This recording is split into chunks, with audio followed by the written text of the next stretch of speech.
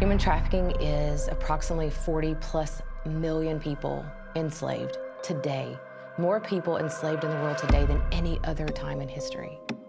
And because of that, we should be fighting for them. Human trafficking is a crime that cuts across every race, every gender, every socioeconomic background. Human trafficking exists in every community around the globe. No matter where you are, you can find human trafficking in your neighborhood. And that's why we should all be concerned. That's why we should all care. This is really happening. It's really happening in the world to our children, to the children of our neighbors, to the children of kids in our community. It's true and it's happening, so keep your eyes open.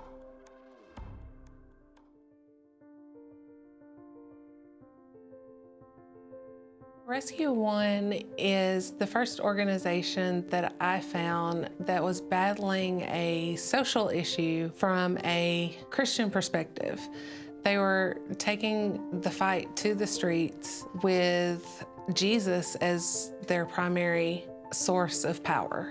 And that was a big deal to me, to see that they wanted to go out and save these girls and rescue them, but they wanted to do it with Jesus alongside, knowing that he's the only way we can ever be truly free.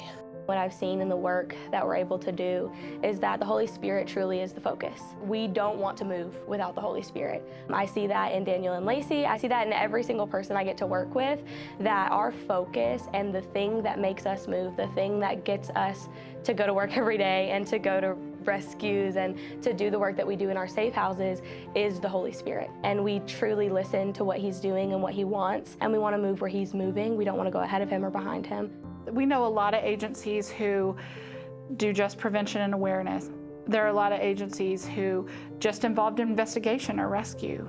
And then we know of agencies who serve in restoration or transitional. But just because we want to give and provide a continuum of care from the moment we meet them till the time they are living and thriving in life, I think that's one thing that makes us unique, is that we have worked hard to be able to do that from end to end for clients. And we see survivors thriving because of it.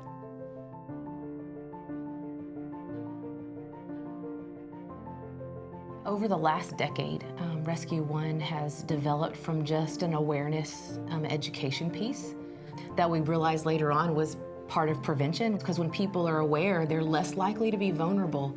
And that's how we developed the Prevent, Rescue, Restore model, was just over time, just getting in there in the weeds and in the dark places and finding out what are the needs of these people God's called us to.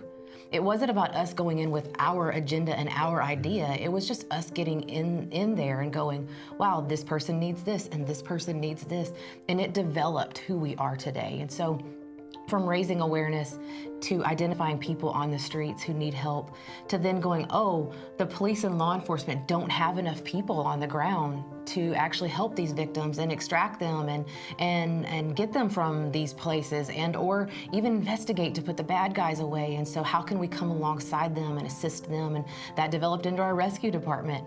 And then from that was always, well, the hard part is restoration. That's the long term, the lifelong commitment to that person. From the moment you sit there on the side of the street with them and you say, I'm here, no strings attached, for life. And they're like, wow, that means a lot. Like, they didn't know people like us existed. I cannot even count on my hands and feet how many times someone has said to me, I didn't know anybody like you existed. I didn't know anybody like you were out there looking for me.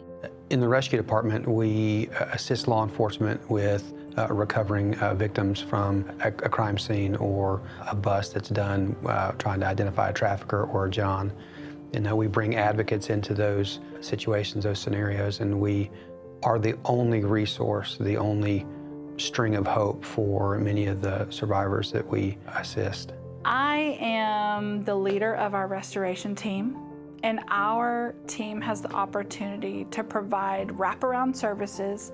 We meet them right where they are and begin our long journey together toward restoration and eventually reintegration. So our job is to come alongside them and provide support, to provide opportunities, to provide, most of all, safety, because that allows them the space and the opportunity to really heal and begin thinking about their future.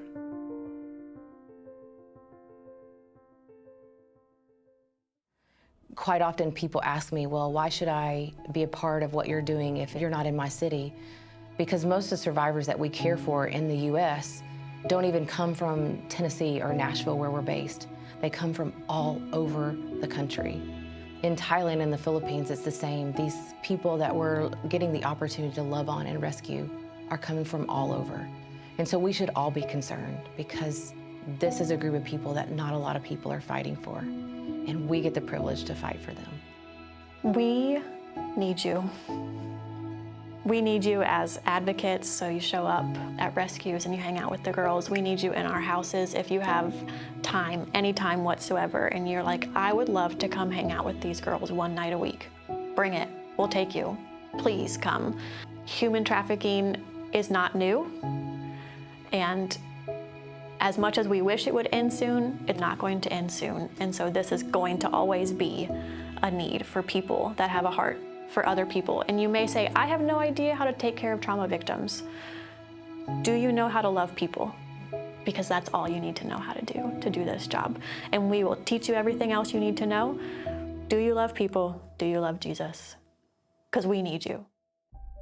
There are days when every single one of us has just really wanted to give up, because we see the worst of humanity every single day.